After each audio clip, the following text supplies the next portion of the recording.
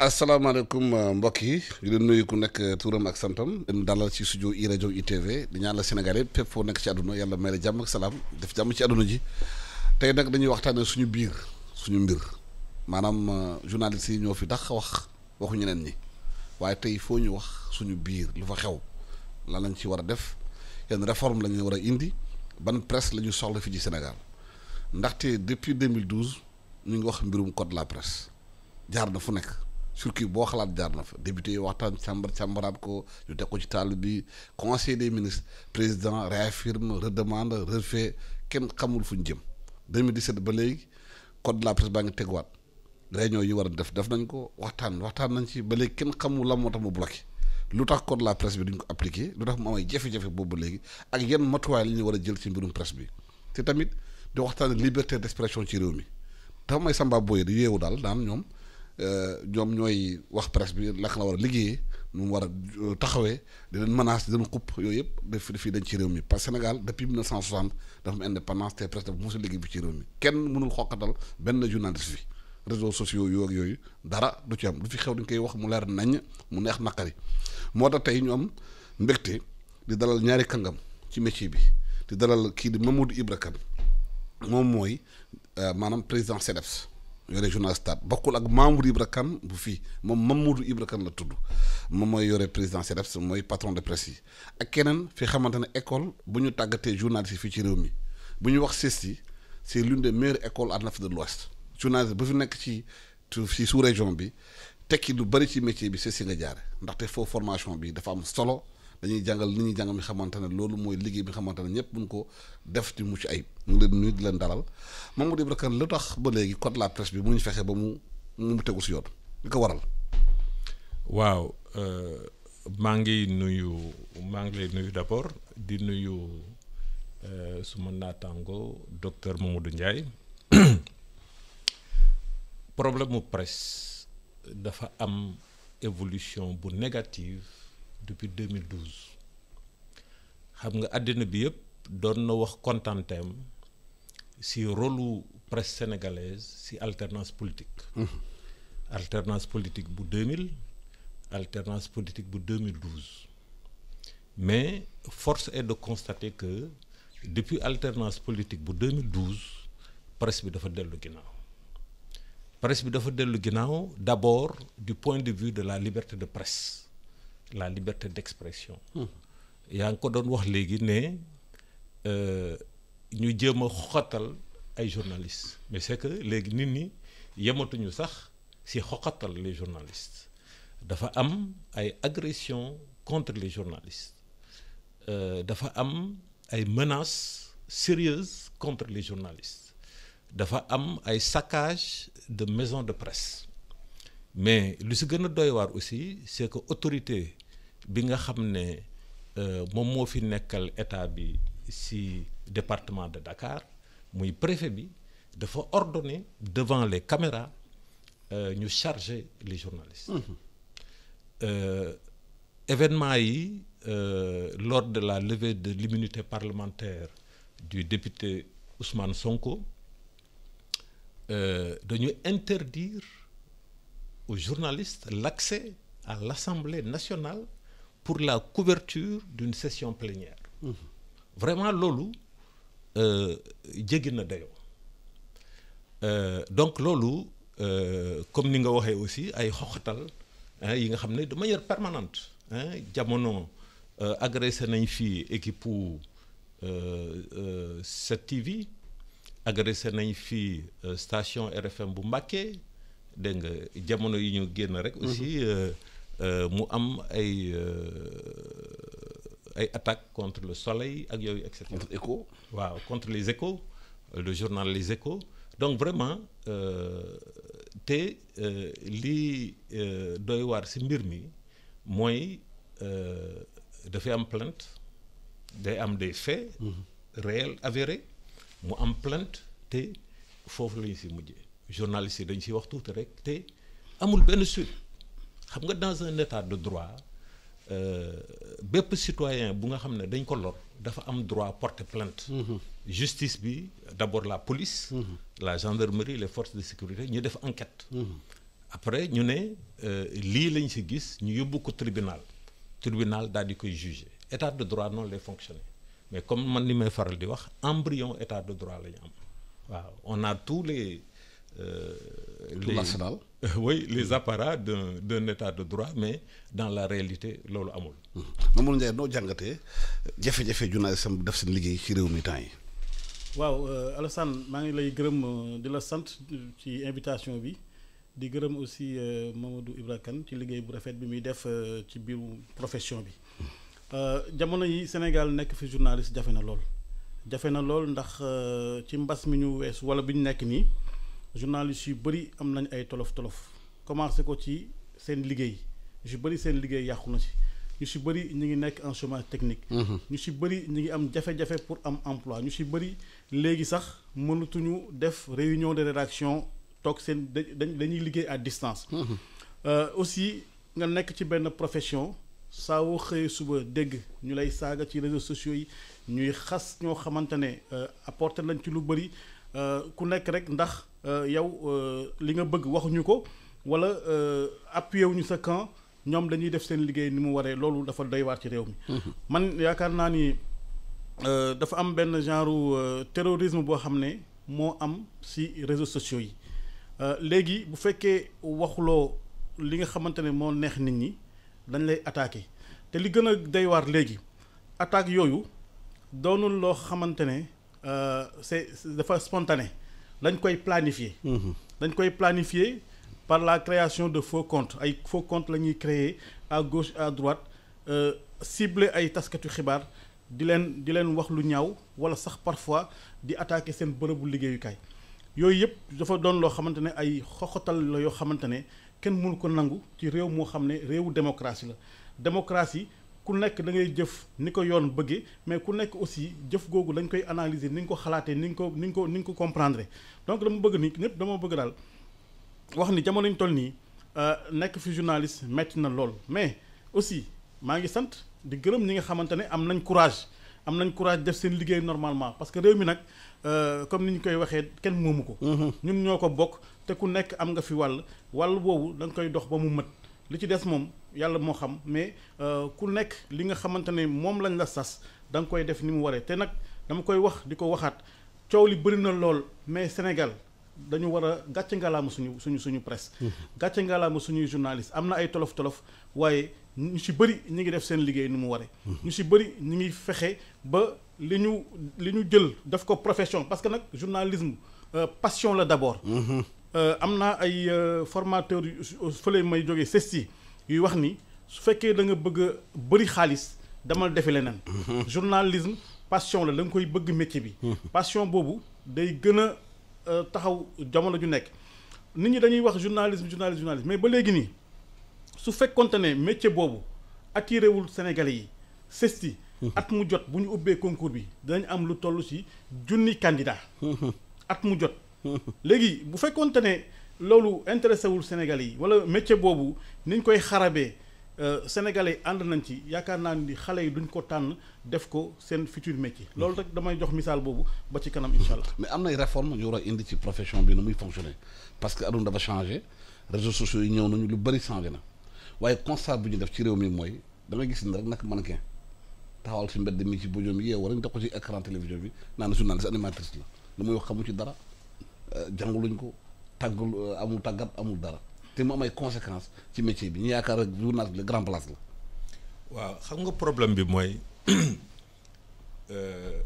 secteur d'activité bu mu nekk ci àddina. muy Sénégal muy ci yeneen réew. dafa am luy tubaab bi di wooyee cadre normatif bu nga xam ne dañ ko war a créer. maanaam booy dawal oto ci tali bi dafa am code de la route bu nga xam ne nga nekk Masamba wala nga nekk Mademba da nga ko war a respecter soo ko respecté wul day indi ay jéeya c'est la même chose dans le secteur de la presse Samba Boy bu jóg ne journaliste la ñenn ñi dañuy dugg dans la profession nekk animateur après ñu nekk de grands spécialistes en économie en politique vraiment kenn xamul te wolof Njaay nee na ku jàngul doo tari suñu métier bi du nga yor micro rek wala nga yor caméra rek wala ngay bind lu la neex dañ lay jàngal Mamadou Ndiaye bi nga xam ne moom moo jiite tey CESTI effectivement école de formation boo xam ne dinañ la jàngal les techniques dégg nga de communication pour nga mun a wax pour nga mun a bind pour nga mun a filmer mais dinañ la jàngal aussi leneen li nga xam ne mooy éthique et déontologie donc journaliste bi dina xam lu mu war a mun a wax ak lu mu warul mën a wax de la même manière même nu muy collecter information doo dégg ne réel rek nga ne affaire bango dégg nga loolu yëpp formation la laaj comme pour nga nekk médecin il faut que nga am formation pour nga nekk avocat il faut que nga am formation donc ñu ne il faut que accès à la profession dégg nga ñu limiter ko Sénégal dafa ne boo jàngul boo amul ay lijaasa doo mun a nekk journaliste loolu il faut nga prouver ko am na aussi ay exception quoi mais loolu du ma si wax ñaareel bi ñu ne aussi boo nekkee technicien il faut nga am ay lijaasa parce que caméraman aussi dafa war a xam lu muy filmer ak lu mu dul filmer caméraman muy photographe ñoom c'est des journalistes par l'image dégg nga ñooñu aussi am na ay règles yi nga xam ne dañ ko war a respecter donc ñu ne jamono président Abdoulaye Wade ñu ne nañu organiser conférence nationale dégg nga conférence nationale bu nga xam ne société civile mu nga fa parti politique yi ñu ngi fa woon dégg nga le clergé les confréries les universités ñëpp toog ak tous les acteurs des médias ñu ne nañu waxtaan si li nga xam ne moo war a nekk code de la presse donc loolu conférence donc nationale bi mu ngi commencé septembre 2009 dégg nga ñu waxtaan ko durant 1 an ba jur benn projet de document bu nga xam ne code de la presse donc code de la presse boobu moom moo jël lépp lu nga xam ne moo war a organiser le secteur de la presse ñu ne réforme yi lañ si war a def xam nga mun na am digression bu ndaw laay def il faut que ñu xam lan mooy rôlu presse si réew rôlu presse si stabilité politique et sociale xam nga maa ngi doon wax sànq ne ñu ngi rafetlu rôle bi nga xam ne presse joué na ko dans les alternances politiques au Sénégal mais am na yeneen yi nga xam ne Sénégalais yi xamuñu ko ñu ngi koy dund mais ils n'en ont pas conscience jàmmante bu am diggante séeréer ak tukulóor wala ay kal sax dans une même ethnie wala le fait que ici au Sénégal on ne stigmatise pas les ethnies parce que dañu yàgg wax jàngal ne ñun ñëpp ñoo yem ñun ñëpp ay sénégalais lañu et cetera donc yooyu ay valeurs culturelles yi nga xam ne dañ koy jox suñu doom yi dañ koy jox suñu citoyen yooyu c'est extrêmement important ñu ngi ci mbas mi te mbas mi président de la République sax moo ko wax ne rôle presse bi c'est essentiel dégg nga sans la presse il n'y a pas de guerre contre le coronavirus donc te boole ci jamono yi ñu passé aussi ay Ebola fii ay choléra fii ba nga xam ne fàtte nañ ko parce que dañ ko vulgariser ba nga xam ne te loolu grâce à la presse conseil des ministres bu amee ñu war a jël ay mesures économiques ay mesures juridiques et cetera mais taskatu xibaar yi presse yi ñoom ñoo koy vulgariser donc suñu presse ci société presse dans le développement économique et social dégg nga dans la stabilité politique la stabilité sociale presse daf ci am wàll donc secteur boobu il faut que ñu préserver ko man li may faral di wax ne nguuru Abdou Diouf a permis l'alternance politique en 2000 opposant maître Abdoulaye Wade ñëw daan Abdou Diouf bi nga xam ne moo nekkoon le président de la République ñu dem 2012 Macky Sall opposant te marginalisé dans le cadre du parti au pouvoir dégg nga teewul presse def écho dégg nga de ses positions ba sénégalais yi fal ko ba mu daaneel maître Abdoulaye Wade dañuy ñaan nag ñun mu mun a amaat les conditions d'une haute alternance politique loolu nag la ñu am tiitange jamono yii lu tax oui mais mooy li may wax les violations par rapport à la liberté de presse ñu ne dëkk bi yëpp toog nañu xalaat nañu def nañu benn projet code de la presse mais donc assemblée daal di koy voté en juin 2017 tey ñu ngi avril 2021 te ba léegi mais mënuñu fexe ci nguuru président Macky Sall ñu adopté les textes d'application. bu leer nañ way bu leer nañ ce qui fait que xam nga vide juridique baaxul ci dara aujourd'hui vide juridique moo am d'ailleurs sax anarchie dans le secteur de la publicité te audiovisuel boo amul publicité mais c'est pas possible amul dara loolu moo tax may faral di wax ne sax désordre bi am moom mooy favoriser sax l'intrusion de lobbies aujourd'hui les lobbies les lobbies politiques les lobbies économiques les lobbies religieux mais fu mu nekk nii ce sont les puissances financières qui ont investi le secteur de la presse te loolu bu ñu deful ndànk dinañ am presse bu nga xam ne dafay féete boor te presse moom citoyen la fi nekkal absolument waaw donc moom mooy permettre dégg nga ñu am stabilité politique loolu mooy permettre nga nekk opposant dégg nga ñu bañ la noot nga mën a exprimer wax sa xalaat et cetera bu fekkee ne sénégalais yi ànd nañ si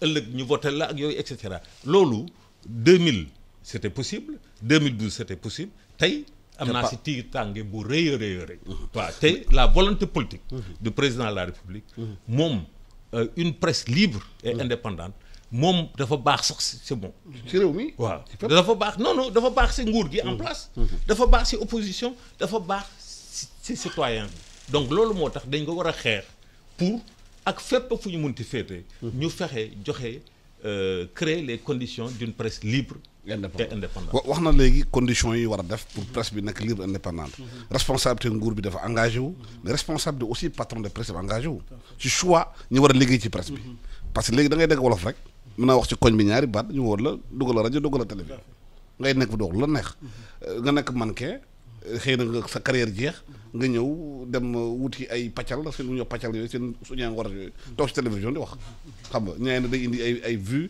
day indi ak yooyu loolu mooy problème bi parce que Canada Seydou Sall nekkoon na fii journaliste Sénégal 15 ans Walfadjri dem na Canada mënul fexe ba dugg benn rédaction parce que verrouillé parce que c'est une question de sécurité nationale. Tout à fait loolu dëgg la parce que li mooy li Modou Ibra Kane di wax par rapport ak législation bi soo amee métier boo xam ne dafa doon un métier libéral wa métier boo xam ne ku mu neex ñëw dugg ba acteurs yi dajaloo sonnoon nañ trop nag avant ñu ngi am code de la presse bi te li si gën a doy waar mooy 2016 à Saly Portugal bi ñuy def relecture code de la presse bi Mamadou Ibra Kane mii mu nga fa woon mais ñun acteurs yi fa nekkoon gisoon nañ déjà que code de la presse bii ñu war a voter léegi espace médiatique bi romb na ko di dem adapté tul ak li am actuellement retard bi déjà constaté woon nañ ko foofu parce que pratique médiatique yi bokkul ak li nga xamante ni moom lañ tënkoon ci code bi dafa am ay acteurs yu bees yoo xam ne da ngay am sa pantre bu ndaw am sa ñaari caméra def ko télé am site internet mu nekk télé nga yor ngay dem di defi say reportage di diffuser nu mu la neexee différence bi entre ñi nga xamante ne ñoo jàng métier bi di ko jëf ak ñi nga xamante ne ay entrepreneur lañ wala ay businessmen ci côté presse bi mooy que dañuy liggéey boo xam ne xamuñu charte yi ko tënk wala même bu ñu ko xamee bu dee daf leen nar a bloqué si mbirum commercialisation bi ñuy def. dañ ciy dem. mooy télévision en ligne yi. mooy li nga wax waaw rajo en ligne yi. genre ay mbër sax am nañu ay léegi ay télévision. mi ngoog maire yi jaay caaf mun am téléem ak yëpp. voilà loolu li gën a faagaagal profession bi loolu ci la bokk. parce que dafa am ñoo xamante ne ay acteurs maanaam audiovisuel lañ xaw ma internet.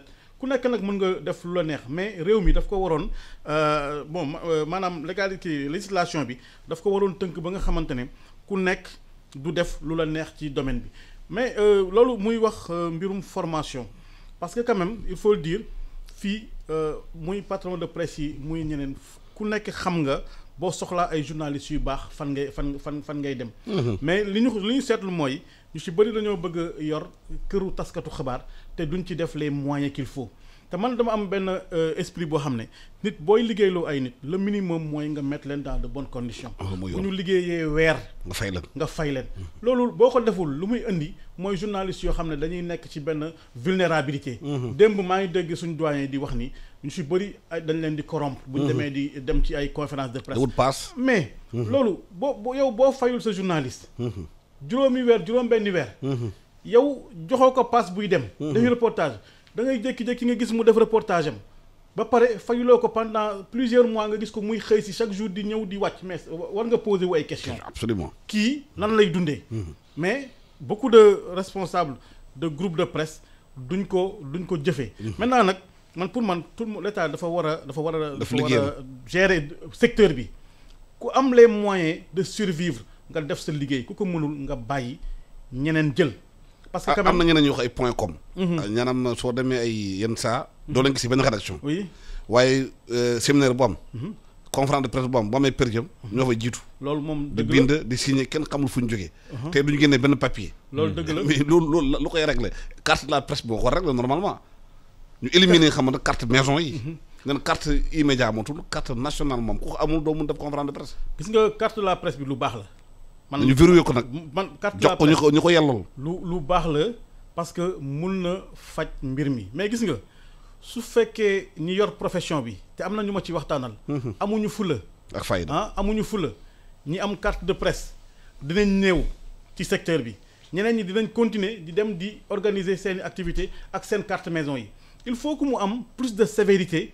ci gestion wu carte de presse bi parce que bu ñu leen joxee carte ba pare parce que bu fekkee conditions yi wax honnêtement ñi am carte de presse du ñu bari. bu fekkee conditions yi ni ñu ko waxee noonu lañ koy jëfee mais ñi nekk ci ginnaaw am na bu ñuy liggéey waxoon nañ ñi nekk ci pipeline bi am na lu ñu leen di gérer mais au-delà de ça ñooñu am na ñeneen ñoo xamante ne lu leen mooy li ñu ko waxee man gérer naa communication yenn organisation yi ay conférence de presse ak yooyu dañuy ñëw wax la sax turu taskatu xibaar boo xam ne. kër googu ka fa nekk ka fa jógee vraiment ma nga fa. wala ñu ne la ñoom dañoo yor blog xam nga wala ñëw rek toog na journaliste lañ ñooñu ay marchand lañ d'illusion dañ ñëw pour yàq métier bi. ñooñu nag lañ war a génn ci métier bi point com yi. waaw mais ñooñu bu fekkee weesu nañ ko aussi il faut ñu wax ni gis nga secteur bi bari na si ñoo xamante ne aussi pour ñu mën a accepter n'importe quoi ñoom dañuy liggéey rek nañ am liggéey. parce que xam nañ ni amuñu formation bi war. parce que gis nga boo amee formation bu baax di nga gën a exigeant. doo nangu n'importe quoi. duñ la defloo n'importe quoi. doo dugg aussi ci n'importe quoi parce que yow bu fekkee yow da nga fonk sa der. fonk fi nga jógee fonk ñi la jàngal nga xam ni chaque jour boo defee intervention bala ngaa pare ñu oo la wala ñu envoyé la message loolu da ngay xam lan ngay liggéey ak noo koy liggéey. te yaakaar naa ni Sénégal am na ay journalistes yu xarañ yu ñu formé ci ñun ak yu ñu formé feneen. waaw pour man transformation yi il faut mu am parce que gis naa fi ay bon man fii déjà spécialisation bi am na mais li gën a neex mooy nga gis koo xam ne dañ ko former presse écrite mu xarañ ci rajo mu xarañ ci télévision ñoo xamante ne parce que gis nga les cloisons là. ndax multimédia. waaw cloison yi mi ngi tëb ndànk-ndànk. te fa la ma jógee. loolu laa leen di wax toujours même techniciens yi dama leen di wax barki démb def nañ benn séminaire Saly dama leen wax ni il faut ngeen commencer di décloisonner yéen seen esprit du yéen rajo kese ngeen di liggéey kër gi boo leen xëyee di liggéey ci rajo suñu leen soxlaa télé da ngeen di dem télé. buñ leen soxlaa ci site bi da ngeen dem ci site bi et cetera et cetera donc dans les rédactions aussi il faut ñu xool transformation boobu gis naa fi benn patron de presse boo xam ne média public la boo xam ne bind lañ leen xamee woon. ñu ngi commencer di liggéey ci mbirum audiovisuel. ñu ngi gëstu xool nan lañ mën a liggéey ak CESTI pour recruter ñoo xam ne audiovisuel la ñuy def. donc yooyu yëpp pour wan ni transformation bi mënul ñàkk. mais aussi dafa am ay site internet yoo xamante ne bu fekkee am na professionnalisme baax na ñu am benn partie audiovisuelle mais dafa am ñoo xamante ne honnêtement dañuy créer site boo xamante ne kenn xamul lan la nga am benn chaîne YouTube. commencé di diffuser lu la neex am na fi yoo xamante ne jamono yële passé gis nañ ay interview yoo xam ne ñu ciy wax yu ñaaw yoo xam ne képp kuy journaliste wala képp ku ciy liggéey ci secteur bi rek am nga lu la metti man je crois que comme ni ko doyen waxee état bi moo war a dimbali ñu nekk ci secteur bi gis nga ñu da ngay former sa produit yu baax après le temps ñuy dugg ak ñuy génn sax day am lu ñuy tuddee désenchantement. dootuñu sax amati fierté liggéey ci métier parce que wax ji ñaaw na tellement jëf ji ñaaw na tellement que ñoom du ñu am dañuy xalaat sax continuer pour dem defi ay communication après pour dem defi leneen loolu war nañ ci bàyyi xel. man am naa yaakaar suñu presse je vois que am na ay professionnels am na fi ay kër yoo xamante ne ku fa li ñuy liggéey du matin suba ba ngoon ci professionnalisme lañ ko lal am na aussi ñoo xamante ne. honnêtement dañuy jéem a bokk ci mbir bi mais bokkuñu ci en réalité. ñooñu nag ñi ci nekk léegi te nga xamante ne seen ñoom ñu ngi ci investir wala seen xëy ci la wékku ñooñu ñoo war a am fulla organiser seen métier fii man fi ma jógee mënoo xëy suba ne enseignant du supérieur nga. wala nga ne professeur nga wala nga ne maître de conférence nga soo amul lijaase yi boo amul boo bokkul ci espace bi mënoo ci profito. presse bi noonu lañ ko war a organiser am nañ commencement bu baax ak carte de presse bi. mais il faut que ñi ko ŋànk am fulla ku ci bokkul ñu génne la ñiy organiser aussi am fulla yi ku leen présenté wul carte ñu xam ni bokkul ci métier bi loolu laa amoon lu ma ciy wax. lu tax nguur gi ba léegi nangutu avancé surtout ministère de la communication de la culture xam na ci kaw table am le décret yi nekk lu tax du def liggéeyam boobu ba léegi. ñu layam rek. xam nga état. waaw. Régime moo ko yor régime bi am na ku ko jiite te ñun dañu am régime bu nga xam ne c'est un régime je sais pas présidentialiste c'est-à-dire avec une concentration des pouvoirs si loxo benn nit. muy président de la République. donc président de la République moom moo war a am la volonté politique Sénégal jamono bi ñu toll lu président de la République bëgg day am. En matière de presse de médias mooy li ma doon wax sànq rek dégg nga jotuma sax àggali.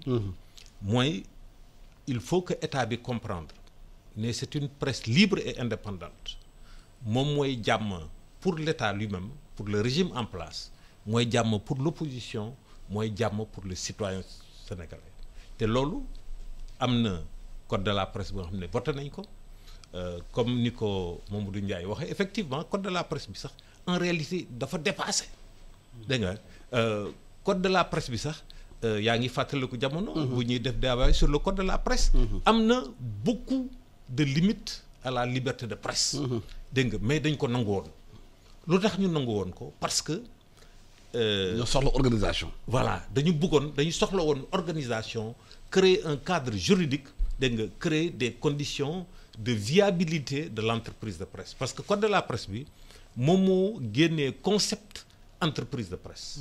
bu njëkk ba organe de presse rek lay daan wax. parce que pour l'essentiel c'était des médias de service public. dégg nga mais le privé ñëw en force à partir des années 90 ba année 2000 yi ñoom ñoo dominant aujourd'hui dans les médias au Sénégal donc ñu ne dañu soxla une entreprise de presse viable. Économiquement donc ñu tëral ay conditions yu bari ñu ne il faut que ñu jël ay lois il faut que ñu jël ay décrets il faut que ñu jël ay arrêtés yu nga xam ne ñoom ñooy créer environnement boobu parce que ñun média soxlawuñu nguur wala lobby wala nit dañuy jox xaalis. ñun bu ñu liggéey suñu liggéey nous on va vivre de notre activité mais tey boo xoolee ñu bari. Ils ne vivent pas de leur activité. Ce sont des lobbies, des forces occultes. ñoo nekk ci ginnaaw di leen di financer. dégg nga dans la presse écrite. dans l'audiovisuel. dans internet. dégg nga ñooñu nag seen intérêt méngoowul ak intérêt Sénégal. ak intérêt citoyen sénégalais. mais est-ce que nguur gi ci boppam ñu fa nekk. député yeeg yooyu am nañu intérêt. ñu assainir presse bi ñoom seen bopp. est-ce que voilà c'est ça non xam nga dama ne sànq ne. parce que dama yaakaar am na ñu fa nekk bu amoon la volonté politique. dégg nga. président Macky Sall assainir waaw. non seulement assainir mais simplement. créer le cadre. juridique le cadre normatif mooy li ba doon wax sànq dans la vie fépp moo am code de la route dégg nga ñun nag amuñu code de la route en matière de presse. am nañu benn code de la presse boo xam ne voté nañ ko mais qui est vidé de sa substance parce que boo jëlul ay textes d'application yi nga xam ne ñoom ñooy définir les mécanismes yi nga xam ne moom mooy tax les principes généraux les orientations qui ont été définies dans le code de la presse ñu mun ko réaliser. mais li ñu comprendre mooy. boo xoolee lii mooy xam nga 50e conseil des ministres ñuy wax même. voilà c'est ça c'est-à-dire que boo seetloo waaw rien que. même 2021 bi sax waaw 2021 bi rek. dégg nga ñaata yoon la président de la république wax ci mbirum presse ñeenti yoon wala juróomi yoon dégg nga 2020 bi c'était la même chose dégg nga mu ngi mel ni daal conseil des ministres gars yi bu ñu xawee. wéet tuuti dégg nga ñu ne attendez on va parler. de la presse mais Wolof Njaay nee na li am solo ci àddina mooy jëf. xam nga wax rek. wax mais vraiment yomb na. ça ne sert à rien. ok ça ne sert à rien. mais nous avons aujourd'hui la loi sur la publicité heureusement sax le président de la République en a parlé dégg nga mais 1983 ba léegi loi bi nga xam ne moo fi nekkoon.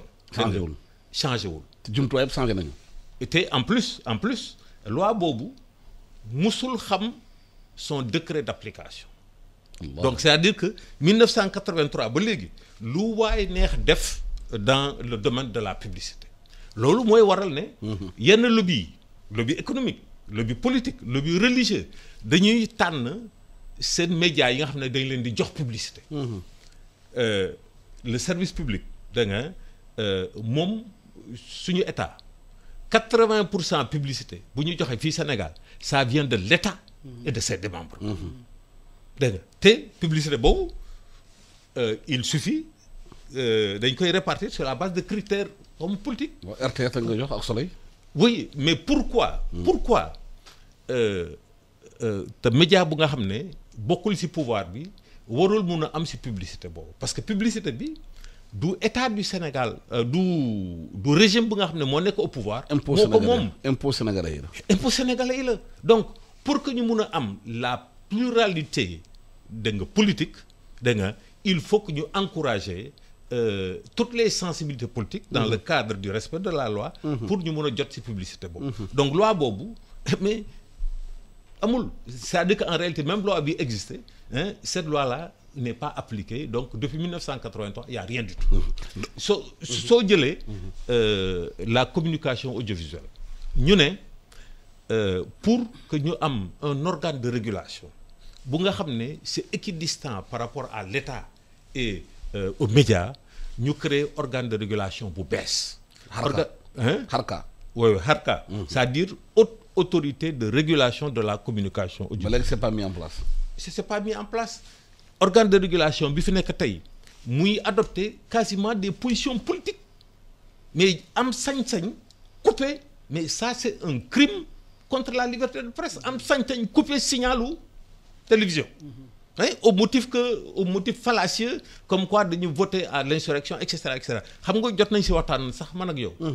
am na ay insuffisances ay fautes professionnelles yi nga xam ne ñun médias yi ñu ngi koy def actuellement mais essentiel bi mooy il faut que ñu bàyyi la liberté d'expression et ku nga xam ne nag da nga jalgati yoon ñu daal di réprimer léegi nag situation bi de non-droit bi am dans les médias sénégalais loolu mooy favoriser yenn situation yenn comportement yi aujourd'hui il y a des entreprises de presse yi nga xam ne ce ne sont pas des entreprises de presse dégg nga c'est des maîtres chanteurs qui s'organisent en entreprise dégg nga comment ngay mën a yónni journaliste dégg nga doo ko fay paas doo ko jox paas dégg nga frais de reportage amul dara dégg nga ne ko rek demal rek dégg nga mais loolu di génn oui c'est-à-dire que la corruption aujourd'hui ici au Sénégal est institutionnalisée da ngay gis ministères yi sax bu ñuy organiser ay manifestations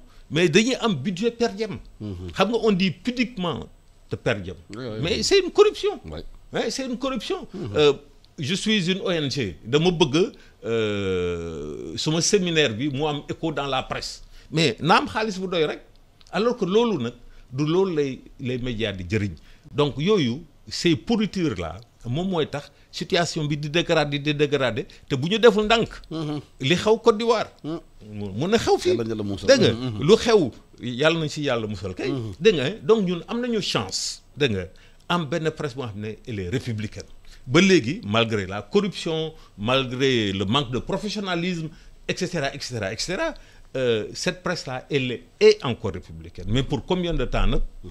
waaw liberté nag dafa ànd ak responsabilité. su ko defee mooy médias yi seen bopp am responsabilité xam. luy information. problème bi mooy acteurs yi nekk aussi ci presse bi. parce que patron de presse ñenn ñi tamit dañuy favoriser loolu. da nga ñëw nga ne ko man loo ma fay baax na. mu jël la dugal la. waa ji toog ci télévision bi bu ci génne ñaari ñetti yoon surtout benn simis bu rafet rek. commencé doog lu ko neex. orienté débat yi du muy wax kenn xamul la may wax. tegu ko fenn. loolu aussi problème la. loolu bu rëy loolu problème bu rëy la parce que chaîne bi yëpp boo commencé ci comme wax na ko léegi am na patron de presse yoo xam ne liggéeyuñu pour presse bi en fait liggéeyuñu pour profession bi ñoom seen bakken ak seen enrichissement personnel ay dóorkat moo leen dugal parce que aussi média moyen de pression la. comme li mu waxee léegi dafa am ay pouvoir yoo xamante ne. muy pouvoir économique pouvoir politique même pouvoir religieux parfois. bëgguñu ñuy sulli seen i mbóot. maanaam donc da ngay am ay këru taskatu xibaar yoo xam ne entre guillemets da ngay jëflanteeg ñoom teraanga. ba nga xamante ne yow bu ñu amee lu ñu war a wax si yow même bu ko journaliste yi bëggee même bu ko rédaction yi bëggee patron bi mooy taxaw xar tànku tubéyam ne du fi amee. parce que kii sama waay la man dund nañ loolu. ba tey donc loolu buñ ko weesoo nga jël aussi journaliste yi. am na ci ñoo xamante ne comme ni nga ko waxee leer na leen ni amuñu formation gis nga la demande de formation dafa mi ngi fii mais moo tax nga may ma rek ma wax tuuti ñun transformation bi ñu bëgg a indi ci profession bi gis nga journaliste léegi bu ñu leen di former il faut ñu fexe ba ñu am compétence yu bari journaliste léegi mënoo ne rek rajo laay def rajo laay yem. il faut nga mën a def ci rajo ba pare bind ci site bi il faut nga mën a def rajo def télé il faut nga aussi. nga am la possibilité boo xamante ne di nga am yenn compétence ci sur le plan technique parce que léegi économie bi comme bi demeetul noonu. mënuñu jël une équipe de 3 personnes di leen yóbbu reportage à l'étranger di leen prendre ay per diem. mais yow mi ngoog yow boo mënee mi ngoog yow boo fekkee da nga nekk ci presse écrite nga mën a am ay connaissances en secrétariat de rédaction xam. kii respect kii code typographique yeeg yooyu suñu la yóbboo yaay gën a xarañ koo xamante ne day bind rek envoyé nit ñi nekk di arrangé ak yooyu. pour audiovisuel bi aussi c'est pareil ñun en tout cas dañ am loo xam ne yàgg nañ ko demander parce que ceci yàgg na depuis plus de 50 ans ñu ngi former ay journalistes mais dañu amoon problème boo xam ne mooy problème mu lieu promiscuité mais aussi am problème boo xamante ne dotation bi ñu état bi di jox doyul.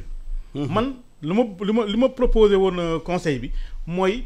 ñu commencé gëm suñu bopp produire ay formation yoo xam ne ñun moom la ñuy proposer. léegi kii bi ñu am vision bi ñu am te commencé nañ ko parce que conseil d'établissement bi passé accepté na ko assemblée de l'université accepté na ko CESTI day nekk institut de formation avec rang de faculté avec rang de faculté mooy lan mooy que institut bi dina am autonomie financière institut bi dina mën a dem uti ay investissement pour créer ay locaux yu bees. pour créer ay formations yu bees léegi li ñu njëkk a def actuellement mooy que bu fekkee gëm nañ ni ceci sur le plan du journalisme am nañ ci assise bu baax dañ koy continuer insister ci côté boobu mais il faut ñu former ay techniciens de l'audiovisuel ak ñoo xamante ne aussi sur les métiers de la presse. mais foofu amoon na problème bi nga xamante ne dañu ko doon considérer technicien rajo ou bien télé. waroo jàng. voilà na nga mën pousse bouton rek. voilà ñëw toog. mi ngoog boo toogee ci micro mënoo def réglage yu war a def. mënoo def voix bi nga adapté ko. c'est ça da nga mën tafee nga rek. mi ngoog beneen bi mooy wolof bi. c'est vrai que tax na ba Sénégalais ba am accès à l'information. comme ni ñu koy defee nii. waaye daf prox ndol la. ñu bari fa lañu jaaree. amuñ benn qualification. tout à fait léegi nag qualification ñun lañ bëgg a jox acteurs de la presse bi yëpp dañ bëgg si nekk benn pôle boo xam ne ni muy former ay journalistes yu xarañ noonu lay former ay techniciens yu xarañ. ñu nekk di coexister dans les entreprises de presse di cohabiter dans les entreprises de presse parce que loolu mun na nekk parce que am nañ demande bi gis nga bu ñuy organiser loolu aussi état bi ñu ngi ko ci gërëm parce que chaque année dañuy am dotation pour organiser formation dans le cadre du fonds d'appui à la presse suñu doyen Mamadou Ibra Kane président day assister souvent suñu rencontres yi. gis nañ ni toujours la demande est forte et l'offre bëriwul léegi lu ñu bëgg mooy. ñu produire ay formation yoo xam ne technicien dina mën a am diplôme de licence am ci assistant réalisation preneur de son cadreur et cetera te loolu aussi bu ñu leen koy jox duñu yem ci loolu yëpp dañ leen di joxaat yeneen compétence bu ñu fa jógee aussi ñu mën a former ay communicants yoo xam ne dinañ mën a servir les entreprises ak les yenn établissement yi xam nga parce que ñun dañoo gëm ni journalisme ak communication du benn. ñun au CESTI on fait la différence. bu ñu la former pour communication mun nga travailler pour embellir image mais journaliste na day lijjanti day jël information liggéey ko joxe ko ci anam bi mu gënee.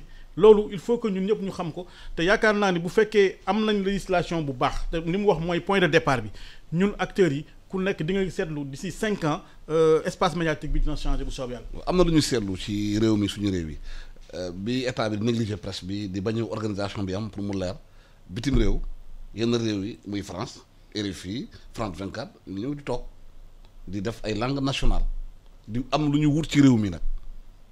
parce que ku maîtrise sa langue sa communication maîtrise sa réew te loolu bu amee gaz ak pétrole bi moo tax ñu ñëw du leneen. absolument lan la ñuy def ci réew mi pour ñooñu bañ a jël suñu réew mi jël xelu réew mi di ko jëfandikoo ñoom pour seen i bopp. waaw xam nga média c'est une question de souveraineté nationale. mu leer. jamono bu ñu toll au 21e siècle xel moo yor àddina. te ki defar xelu nit ki nga dominer ko dégg nga yow yaa koy dicter lu mu war a def. te tubaab bi ci loolu la ñu nekk. tubaab yi loolu la ñu nekkoon ñun yi nga xam ne par exemple ñu ngi juddoo avant indépendance on faisait de nous de petits français ba léegi da ngay gis ay sénégalais yi nga xam ne ils sont plus français dégg nga. mooy coxo yi. que sénégalais. dégg nga te dañ leen inculquer ay valeurs si fépp nag. à la radio à la télévision dans la presse écrite dégg nga à l'école dégg nga loolu ñun fu mu nekk nii dañ ko war a dindi xam nga puissance occidentale yi ñoom bu ñuy jëf ñoom du ñu xool tey ñoom génération buy ñëw. prospective. dañuy am prospective dégg nga ñun nag dañuy tëñëx on gère le quotidien gérer le quotidien baaxul ci kenn. même ci borom kër. ku nga xam ne programmé wuloo la formation l'éducation de tes enfants tey dégg nga ce n'est pas dans 20 ans nga bëgg yow boobu il sera trop tard. donc aujourd'hui nous sommes envahis par les médias étrangers. Nous sommes envahis tant du point de vue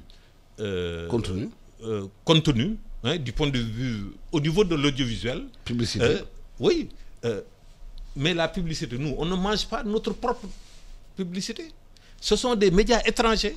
Nous de rafler tout notre marché publicitaire.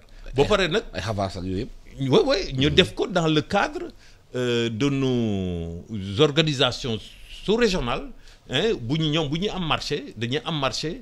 UEMOA dégg nga CEDEAO dégg nga. mais loolu bu amee est-ce que dañu njiitu Afrique yi ñoo ko nangu parce que. constat oui non c'est que njiitu Afrique man loolu non njiitu Afrique yi. moi je ne crois pas. ma jël benn exemple rek. oui Mohamed Bazoum ñu ngi koy fal barke démb pour Niger. première interview France 24. Blé Goudé dañ ko génne kaso démb. première interview France 24. ana rajo yi Côte d'Ivoire ana média africain yi. oui non c'est-à-dire que xam nga yooyu. loolu day accentuer. non xëy na ci conscience nit ñi. effectivement que lu jëm bitim réew moo baax. effectivement te ñoom ñoo koy comporté. oui te sax gis nga am na ay waxtaan yi nga xam ne ñu ngi koy am ci temps yi muy la convention pour les télévisions privées. La convention pour les distributeurs de télévision dégg nga mais foofu xeex bu ngand la pour que intérêt du capital national intérêt des télévisions et radios nationales puisse être préservé parce que tey ñun mënuñu xeex ak canal. mais ñoom ñu ngi bëgg dugg TNT bi. oui mais c'est ça c'est-à-dire que yooyu yëpp. France 24 dugg na TNT Congo. RDC oui exactement. oui c'est-à-dire que xam nga yooyu yëpp. ay signal la alerte la. waaye xam nga yooyu ce sont des questions un peu techniques. mun na am suñu téléspectateurs ñoom duñ ko comprendre. d'accord mais dafa am une politique de domination. de nos médias. absolument dégg nga dinañ dem ba comme ni nga ko waxee sànq suñu langue yëpp ñoom ils ont compris que la majorité des Sénégalais nous avons un pays qui a 50% d'analphabètes ok suñu élite rek mooy làkk tubaab dégg nga mais le Sénégalais lambda hein mais wolof lay làkk wala soose lay làkk wala pulaar lay làkk. ñoom ñu ngi si foofu ñun lan la ñu def heureusement à partir des années 90 avec les stations FM il y a eu une démocratisation de l'information ok mais. la rajo communautaire. oui les radios communautaires également. waaye bu ñu amul moyen duñu dem état bi joxul moyen pour ñooñu mun. dem oui non c'est-à-dire que. su mën a génn. mu ngi mel ni ñun dañuy xeex contre suñu propre état. dégg nga suñu propre état mooy créer conditions yi nga xam ne dañu nar a noot. dégg nga te loolu man nee naa la gëmuma état gëmuma homme politique man li ma gëm mooy citoyen. dégg nga ñun ñi nga xam ne nous sommes dans un domaine où on doit faire de la vulgarisation gis nga. La plus grande révolution qu'on puisse faire ici au Sénégal, c'est la révolution de la connaissance, la révolution du savoir. Je ne parle pas que nga wax politique de. Non, non, non, le fait que xam-xam rek, dégg nga, je donne souvent le cas du Maroc. Mais le paysan marocain, il n'est pas plus évolué que le paysan sénégalais. Mais comme ñun jamono bu ñu amee ONCAD, dégg nga, boo nga xam ne dañuy fexe ñu encadrer paysan bi ne ko lii nga war a def lii nga war a def. Le Maroc qui importait tout ce qu'il mangeait dans les années 70. Aujourd'hui, dafa am surproduction ba Union européenne ne ko hey taxawal fii loolaa tax Maroc daal di tourné wu vers l'Afrique subsaharienne. indi mandarine fii. waaw seen mandarine ñoo fees fi de. ñoo fi ban mandarine. mais tomate sax orange ak tomate di jógee kii tomate. loolu mooy un pays bu nga xam ne. loolu mooy dañuy nelaw ñu ngi am ay ressources hydro-agricoles incroyables. dégg nga yow mi dëkk Fouta. c'est scandale. Il y a l'exil de toute notre jeunesse. mais suñu jeunesse yëpp. jógee na Fouta. donc loolu mooy wane ne que mun nañu développer citoyen sénégalais xam nga sànq doon nañu wax ne avec la lutte contre mbas mi dégg nga. Sénégalais on leur a appris le danger de la maladie ak ni ñu war a mën a fexe nangam. C'est la même chose dans le domaine économique dans le domaine technique dans le domaine agricole dégg nga ñu vulgariser connaissance parce que mën nga bañ a dem école dégg nga am connaissance nga am un savoir-faire. Donc loolu ñun ñii médias yi ñu comprendre ne que contenu bu ñu war a jox dégg nga suñu émission yi télévision rajo. du fecc ak taasu. waaw mun nga def fecc ak taasu loisir la. mais nga joxe information boo xam ne am na njëriñ te si biir information boobu bu am njëriñ da ngay gis dina am intérêt des Sénégalais. waaw loolu il faut combat boobu ñu mën ko que état bi jox ñu conditions yi wala ñu bañ ñu ko jox. parce que en tant que citoyen on a une certaine responsabilité. mais média jógee bitim réew dañu ànd ak seen état accompagner leen. ñu bëri na dañuy def yox soft power. parce que RFI gouvernement France ak moom ak France 24 am nañ ay moyens pour éparpiller wu mën a toog def lu ñuy def mais fii dañu gis état du Sénégal du accompagner médias yi dans ce combat là pour la souveraineté communication et information du pays dafa mel ni li Amadou Mahtar Mbow doon xeex nomique ba léegi mu ngi fi loolu ngay wax ni dëgg la parce que ça nous ramène aussi à la question de la publicité comme ni ko doyen waxoon rapidement comme waxtu bi tënk nañu gis nga publicité bi ñu ci commencé liggéey ba léegi bi fi le président monsieur le ministre Bamba Dièye bi mu nekkee ministre de la communication boobu ba léegi gouvernement du Sénégal mu ngi liggéey ci projet publicité bi je pense que jot na pour ñu génne ko lu tax ma xalaat publicité parce que li nga wax léegi ces groupes de presse yi nga wax ñoom travail de diplomatie la ñuy def ñoom c'est pour le rayonnement de la France. Bâtiment bi mu nekk li ñu fa bind mooy France Média Monde. oui pour vulgariser la politique. française donc bu fekkee nag yow da nga xeeb li nga yor mais ñeneen. jël ko jël ko loolu moo fi am Sénégal war na am des groupes de presse forts qui puissent aller si international bi je pense que loolu ci lu ñu war a jëm la mais loolu aussi pour ñu def ko. il faut que ñu gën a présent si satellite bi il faut ñu gën a présent si yenn bouquet yi. te gis naa ni bon. il faut que état bi subventionné. voilà la presse publique. gën a jox publicité presse privée bi ñu am doole. mais publicité bi loolu. ñu wàññi doole débat bu ulé la man je me demande est-ce que du loolu sax moo tax ba léegi kenn signé ko parce que débat bu amoon solo la woon ci bi ñuy liggéey ci mbirum code de la presse bi ci fin bi. waaye on a vu des groupes de presse yoo xam ne ils envoyaient des représentants des groupes de presse publics mais seen politique yëpp mooy bu ñu leen dindil publicité bi. alors que ñun acteurs yi loolu la ñu waxoon. état bi mun na def benn quota. voilà publicitaire pour presse publique. c'est lu ci des ñu naan presse privée moo ko war a moom organiser ko. mais loolu ñoom xam nañ ko on a fait des propositions concrètes mënoo jël subvention argent public bi nga jox ko benn groupe de presse ba pare jël.